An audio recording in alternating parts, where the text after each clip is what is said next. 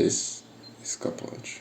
Kapolcs is a small village at the western part of Hungary, a few kilometers away from the infamous Lake Balaton. According to some archaeologists, the first people to live here were cavemen, who had lived in the nearby caves. In the forests near the settlement, the remains of an ancient construction can be found, which was built by the Romans. The oldest mention of Kapolcs comes from 1092 from an abbey ladder. Nowadays, it's mostly known for the Hungarian public for the Valley of Arts, which is a yearly event held here and in the nearby villages.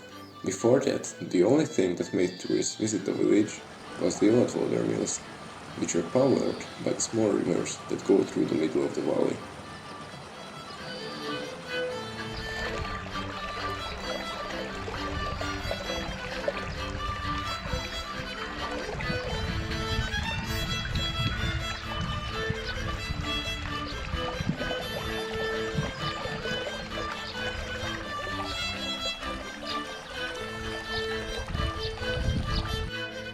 These rivers are called the Ráskó stream and the Egervoder. In some parts of the village, they form small, crystal-clear backwaters. These waters are calm during winter and spring, but they are rich in life in summer. Though the locals try to keep it as clear as possible, sometimes some waste still ends up in them. Like this exhaust pipe, which is covered in various kinds of seaweed. I spent most of my childhood near these waters looking for snakes, frogs, newts, and other small animals when I was visiting my grandparents, who have a house here and also used to own one of the water mills while I was young. My grandfather had a really big impact on my life, because it was him who made me interested in filmmaking, photography, and the beauties of nature. Without him, I wouldn't be the same person as I am today. Without him, I wouldn't have this many good friends who are just as interested in the beauties of the world as I am. He used to take me and my brothers on night stakeouts for boar and other animals and on big hikes looking for mushrooms. During these walks, he taught us about all the animals, plants and fungi that surrounded us in the forest.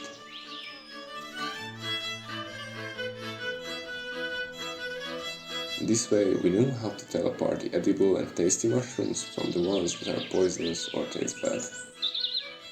Like these ones here, which although they look very pretty, it wouldn't be a good idea to eat them. It's still good to know about them, because mushrooms are everywhere in this forest, even in these cold winter days, and some of them can be deadly. So it's better to know when it is okay to look, but not to touch.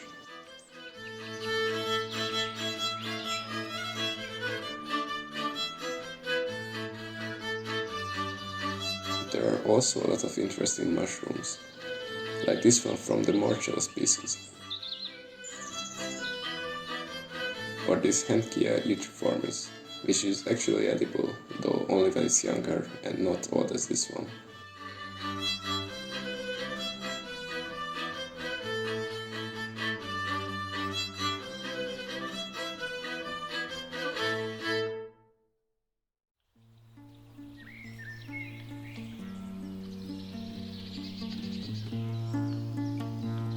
If we go a bit deeper into the forest, we will find 5 small swamp-like crater lakes. The biggest one is called Calamus Lake, and it got its name from the endangered plant called sweet flag or calamus.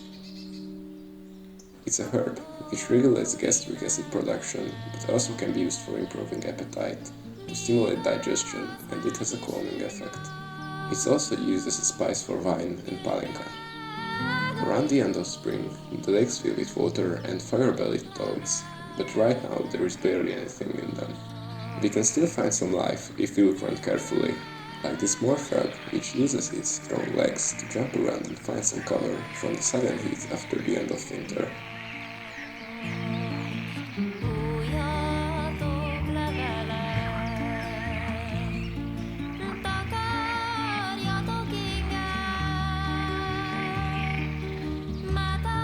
It hides under this dry bush, which is covered in lichen. For some reason, around a few of these lakes, these lichen-covered bushes are a common phenomenon.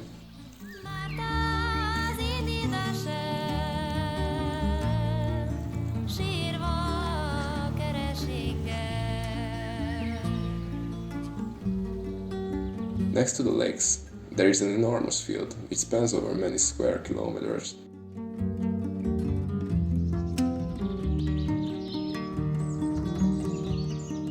It takes about 2 hours to walk across its wider part on foot.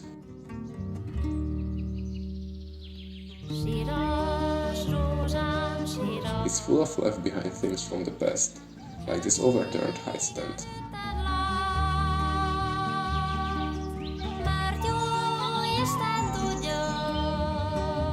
Or this beech tree that's more than 400 years old, and it was still standing tall just a few years ago. But now it's slowly rotting away, handing over its place to the rose apes. But plants are not the only things in these fields. Although they are not easy to find, they are everywhere around the village. Deers and roes.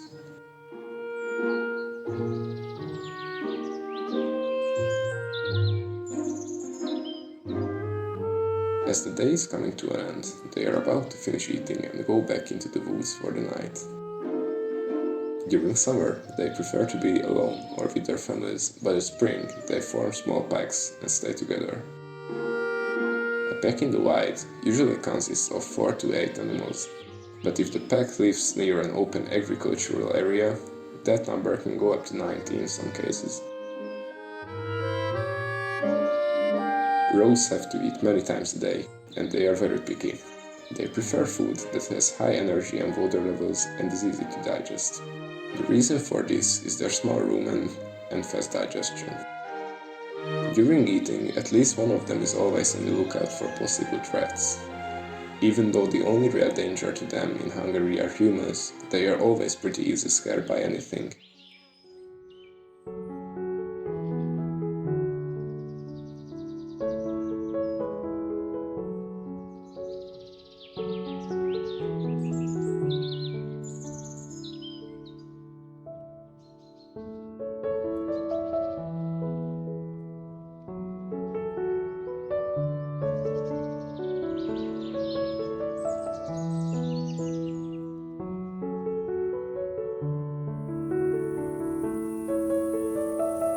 As the sun slowly descends behind the distant mountains, the roes and other animals go back to the forest, and silence settles in the Kapolcs countryside, until the very next day.